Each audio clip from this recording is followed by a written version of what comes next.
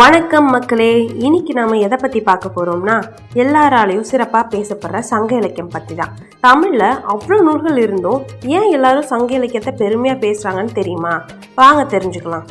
சங்க இலக்கியம் அப்படிங்கிறது கிமு 3 முதல் கிபி 3ஆம் நூற்றாண்டு வரையிலான காலகட்டத்தில் இயற்றப்பட்டுச்சு அப்படின்னு சொல்றாங்க. இந்த சங்க இலக்கிய பாடல்கள் பெரும்பாலும் காதல் வாழ்க்கை மற்றும் வீர வாழ்க்கையை பற்றி தான் பாடப்பட்டிருக்கு. மேலும் இதில் அகம் புறம்ங்கிறத தாண்டி பண்டைய தமிழர்களோட வாழ்வியல் நெறிகள், ஆட்சி முறை மற்றும் சமூக வாழ்க்கையை பற்றியும் சொல்லப்பட்டிருக்கு.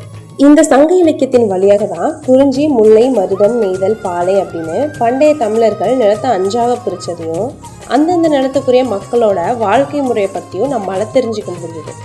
இதை விட இன்னொரு அருமையான செய்தி என்னன்னா, சங்க இலக்கிய பாடல்களை நல்லா கூர்ந்து கவனிச்சு படிச்சு பார்த்தீங்கன்னா அதுல நமக்கு பல வரலாற்று குறிப்புகள் கிடைக்கும். எடுத்துக்காட்டா அகநானூர்ல 149வது பாடல்ல முசிறி துறைமுகத்துக்கு யவனர்கள் தங்கத்தை கொண்டு வந்துட்டு அதுக்கு பதிலாக மிளக வாங்கிட்டு போனது, குடவோலை முறையை பயன்படுத்தினது, பட்டினப்பாளையில காவிரி பூம்பட்டினத்துல யவனர்களுக்கு தனியா சேரி இருந்தது, முல்லை பாட்டுல பாண்டிய மன்னரோட அரண்மனைக்கு காவலாக யவனர்கள் நின்றது, இந்த மாதிரி பல வரலாற்று குறிப்புகள் இருக்கு.